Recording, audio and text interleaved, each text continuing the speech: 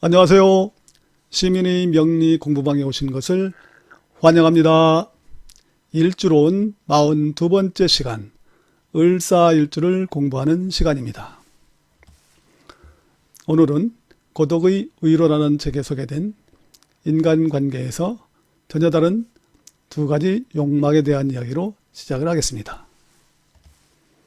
두 가지 욕망의 하나는 다른 사람들과 사귀고 사랑을 나누면서 가까이 지내기를 원하는 어울림의 충동이고, 또 하나는 독립적이고 개별적으로 살고 싶다는 독자성의 충동으로 이러한 두 가지 욕망을 함께 가지고 살아간다는 것입니다. 어울리는 삶을 통해서는 자신이 역할을 맡고 또 도움을 주고받으며 자신의 존재 가치를 인정받는 것이고, 독립적인 삶에서는 명상과 상상을 통해서 통찰을 얻고 새로운 자신을 발견하게 되는 것입니다. 어울리는 삶이 존재의 가치를 준다면 독립적인 삶은 고독과 고립을 느낄 수도 있지만, 통찰과 자아의 발견은 독립의 고독의 시간이 주는 가치인 것입니다. 위대한 사상가, 작가, 화가는 자신을 발견하고 세상의 의미를 찾으려고 고독의 시간을 보내며 노력한 분들입니다. 우리의 삶도 어울림의 삶 속에서 독립적인 삶으로 자신을 발견하는 노력이 필요할 것입니다. 그러면 을사일주를 공부해 보도록 하겠습니다.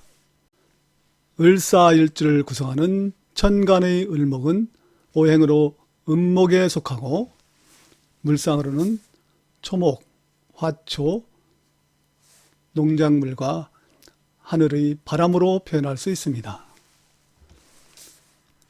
을목은 생명력과 적응력이 뛰어나고 유연하고 섬세하고 끈기 있게 실속을 추구하면서도 자유로움과 예술성도 을목으로 표현할 수 있는 특징입니다.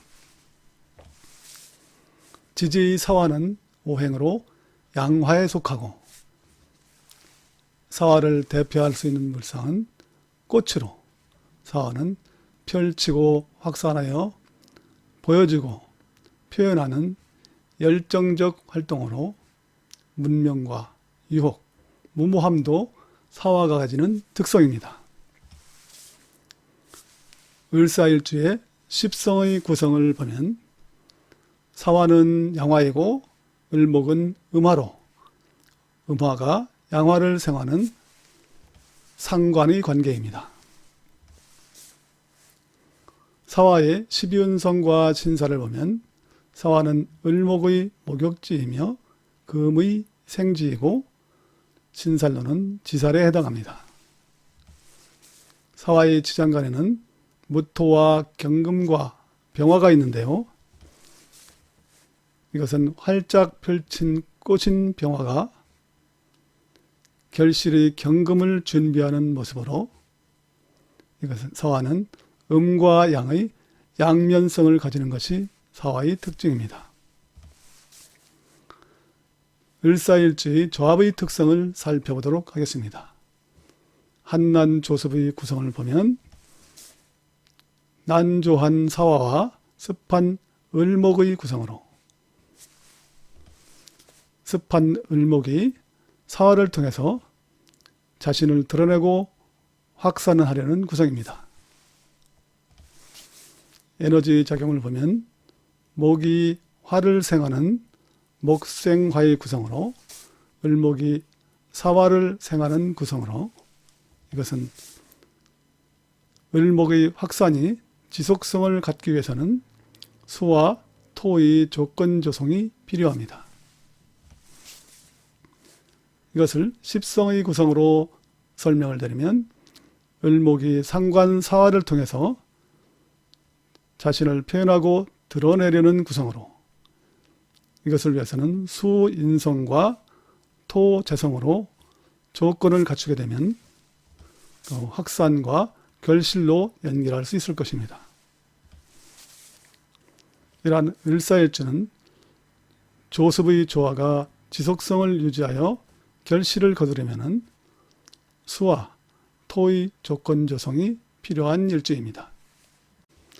그러면 을사일주에게 필요한 오행의 구성을 살펴보도록 하겠습니다. 을사일주에게는 을목의 성장 조건인 수와 성장의 방향이 되는 화, 그리고 결실로 이끌어주는 토가 필요한 오행입니다. 천간으로는 변화의 결실을 유도하는 기토, 확산의 기폭제가 되는 병화, 성장의 조건을 만들어주는 지지의 해수 또는 자수가 필요한 요소가 되는데요. 이러한 요소들로 사주의 원국을 구성하거나 운에서 이러한 조건들이 갖춰질 때 을사일주는 변화의 조건을 갖춘 일주의 구성을 가지게 되는 것입니다. 이렇게 을사일주에게 좋은 조합의 구성을 정리해보면 천간의 기토는 재성이고 병화는 식상, 지지, 해수나 자수는 인성이 되는데요.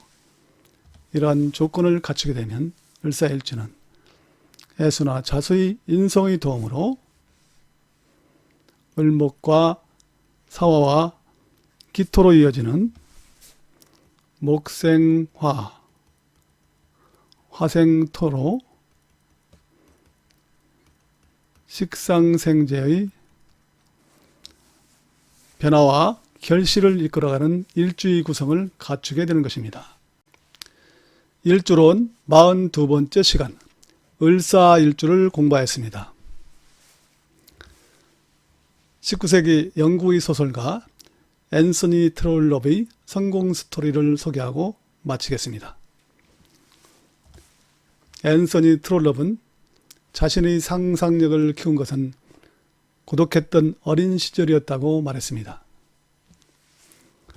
그는 어린 시절 가난 때문에 학비를 제대로 낼 수 없었고, 그리하여 친구들로부터 경멸을 받고 버림받은 사람처럼 살던 시기에 그는 공상에서 우연을 찾았다고 합니다. 혼자였기 때문에 마음속에 나만의 놀이터를 만들고 흥미있는 이야기를 만드는 상상력으로 동기를 파악하고 관찰력을 키우는 법을 배웠다는 것입니다. 이렇게 고립과 고독은 견디기 어려운 상황이지만 이것이 상상력의 밑거름으로 승화되어 작가로 성공할 수 있었던 것입니다. 오늘도 끝까지 시청해 주셔서 고맙습니다. 다음 시간은 병호일주의 이야기를 펼쳐보도록 하겠습니다.